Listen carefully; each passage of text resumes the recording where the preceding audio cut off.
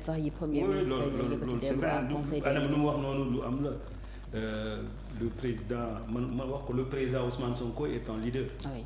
mais c'est pas un manager. souvent su may accompagner ay jeunes wala ay porteurs de projet. damay xool seen profil su fekkee c'est des profils de leader dama ne boo amee sa équipe utal benn manager. utal ay manager jox leen ko lenge yi. parce que un leader ne peut pas am na yoo xam ne mënoo ko un leader ne prend rien de personnel.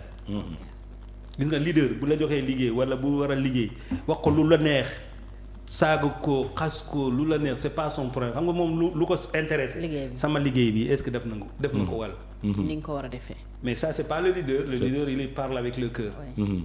Mais le dirigeant c'est vraiment la tête. Le manager. Donc je crois que loolu am na solo maintenant pour l'histoire lu tax les dettes l'endettement frénétique. oui parce que am na solution. foofu laa doon ñëw FMI. am na ñaari solution. oui.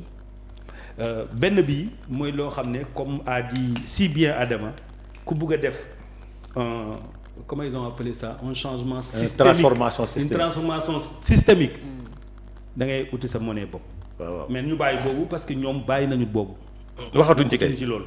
amuñu fit boobu mais li ñu mën a def tey mooy 3 choses pour éviter endettement bi nga xam ne day gën a dafay mel ni dafay gën a gaawal suñu daanu. ñun en tant que pays en tant qu'économie en tant qu'État li ñu mën a def benn. ni ñuy lebee sur le marché de l'huile. c'est trop c'est pas bon du tout li ñu mën a def mooy benn dafa am li nga xam ne le train de vie de l'État. Maintenant État lu muy fonctionner moo ëpp. amuñu moyen Sénégal amul moyen su premier ministre déplacé su président déplacé ñu arrêter circulation ci këram bu aéroport amuñu moyen boobu ça coûte de l'argent. nañu wax sénégalais ñaata lay dig. je ne parle même pas en termes de jalonnement carburant ak leneen mais le temps. ki nga xam ne moom dafa war a jéggi pont bi le président di passé nga koy tardel une heure su fekkee une heure de temps. une heure avant son départ ça veut dire que ñàkk na 2000 francs 3000 francs 5000 francs. loolu bu concerné ñu bëri c'est des milliards. Bu concerné 10 000 personnes. Ouais. Ça veut dire que bu fekkee par exemple ñu ngi xayma 2000 rek heures de travail. C'est 20 millions. Donc ça veut dire que c'est 2 millions. 20 millions. 20 000 pour 10 000 personnes. Pour 10 000 personnes et 2000 ça fait 20 millions. Oui. Donc ça veut dire que rien que dégâts bu muy indi ci koom. C'est ça qu'il faut voir les choses.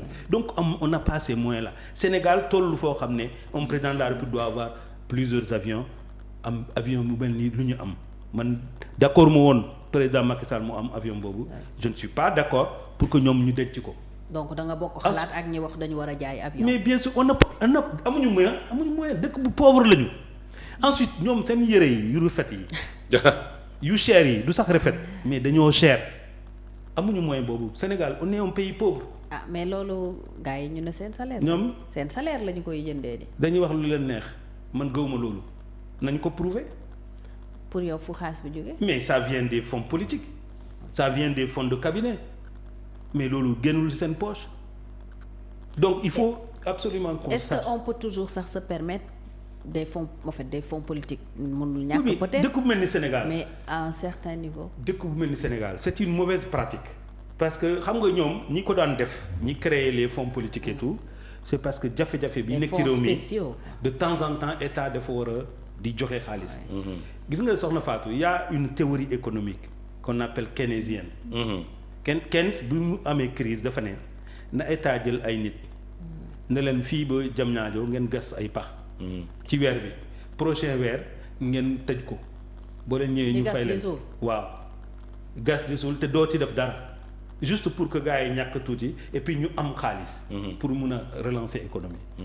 Donc l'État des fois doit donner de l'argent ce qui explique que ku mel ni Macky Sall qui est un homme de gauche. même su fekkee libéral parti libéral la yore. pour moi c'est un homme de gauche.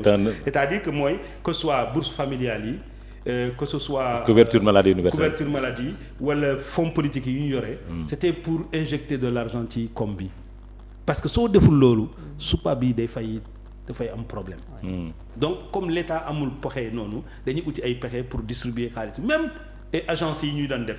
c'est pour fat ay postes parce que tey ñoom bu ñu bëggee liggéey la su fekkee seen militants yi amuñu fu ñu jàpp ñu am problème feebar problème dépense fu ñu jaar est-ce que ñoom nañu am jot di liggéey donc ça veut dire que première chose bi ñu nar a def d'abord lépp loo xam ne dépense de prestige la dañ ko war a dindi ci sunu comme l'économie de l'État. Première chose le train de vie de l'État maanaam seen doxalin dafa cher trop amuñu moyen boobu. Deuxième niveau mooy li nga xam ne moom mooy comment on appelle moom mooy donc on a dit le train de vie de l'État les subventions. Les subventions au niveau de l'électricité c'est pas possible. xam nga Banque mondiale ak FMI daf koy wax ñu ne FMI bëggul suñu jàmm mais moi je suis que loolu ñoom aadama duñu d'accord ak man d'accord ma ñu dem jël ceeb bitim réew di ko def subvention. on enrichit. non ça n'a même pas de sens c'est-à-dire que lu tax ngay jël am na benn entrepreneur sénégalais bu doon def ci affaire u lait dafa doon wane ni moom le fait muy produire du lait au Sénégal c'est plus cher que su ko doon importer. Donc ça veut dire quelque part les subventions là dañ ko war a dindi. Un pays ne peut pas se développer avec subvention là je suis d'accord avec vous. Là bon loolu su ma ko waxee sama gars yi ne ma yow homme de gauche nga waroo wax yooyu mais c'est pas normal. xam nga tey boo ne woon je fais pas de ak situation de monopole yi soo doon def ne du ma def subvention damay dindi monopole yi maanaam monopole mooy lal ay ñaar nit ñoo am droit indi ceeb waaw ñoo am droit di indi ceeb ci Sénégal mais loolu yëpp boo ko doon dindi. tey di nga gis ñoo xam ne nañ dem jël ceeb boo xam ne ça sera moins cher qu'avec subvention. Parce que dina am concurrence. mais xoolal suukar problème suukar bu am. ci réew mi. non seulement manqué na de. waaw suukar dama lay expliquer rek suukar boo ko jëlee Brésil. bon xaw ma léegi mais temps bi ma ko doon def boo jëlee suukar ci Brésil nga indi ko Sénégal du la dig frais yëpp du la dig 200 francs kilo. ah ouais? Mais état mooy jël 280 francs. mu ne taxe d'égalisation pour protéger compagnie sucrière sénégalaise mu lay dig 480 francs mais yow boo amee yow nga indi sa suukar mu war a génn port 480 francs ci jamono boobu waxuma léegi fu mu toll donc ka génn 480 boobu état ne la ki war a jaay détaillant bi daf ko war a jaay 600 francs mais naka la ñuy def kon kii indi day perte. wala ki war a jaayee en fait day perte moo tax gars yi di yokk suukar bi mais c'est artificiel donc tëpp lépp loo xam ne subvention la état war na ko mun a bàyyi. am na beneen aspect boo xam ne moom mooy troisième facteur bu am solo da ngay am jàmm ak ñi yore xaalis. ni ñu amee sa xaalis am na ñu bari il faut nga am tu te fais violence sur toi-même. nga bañ a xool. bañ a xam wala boo ko xamee nga def comme xamoo ko. naka la ñuy def pour am xaalis. nga am jàmm ak ñoom. bañ a topp nit ñi des soupçons d'enrichissement illicite. non c'est-à-dire que sax am na ñoo xam ne xel moo koy def mun nga récupérer lu gën a bari loolu mais képp koo yóbbu kaso dërëm doo laal ci moom. doo laal dërëm. parce que même boo jëlee alalam bu génne mu def la plainte fii ba 10 ans dossier bi du pare. mënoo ko jaay. ay frais rek lay indi. donc 3 facteurs yooyu. ñu wàññi seen i doxale seen dund ñoom. nu ñu dundee ci état bi. nañu wàññi kii bi li mu tax. subvention yi nañu dindi subvention yi. troisièmement ñu fexee bu am jàmm ak ñi nga xam ne ñoom ñooy rey xaalis ils n'ont qu'à les laisser en paix. bu ñu demee nag bu am seen i bu ñu amee seen milliardaire bopp yi nga xam ne ñoom am nañu milliard ci anam yu rafet comme ça ñu commencé xeex leen mais instant bi amuñu loolu donc nit da ngay am da ngay nekk réaliste. munoo gagner combat yëpp munoo nekk fii nga ne man maay premier ministre wala man maay président du Sénégal lu ma neex laay def munoo ko parce que nit yi boo leen toroxal ñu toroxal la wala lu mu leen war a jaral mu jaral leen pour ñu xeex la te xeex boobu énergie boobu da nga koy yàq parce que yow tu n'es pas là nekkoo fii pour ay 20 ans tu es là pour juste 3 ans. Dans les prochaines élections sénégalais bu ñu gisul emploi mu yokk ci réew mi. xëy mu yokk ci réew mi seen dundin mu gën a moins cher. élection yi di ñëw Adama bu nekkee candidat moom laay voter. alors FMI su continuer téye loxoom marché UEMOA bon ce n'est plus aussi.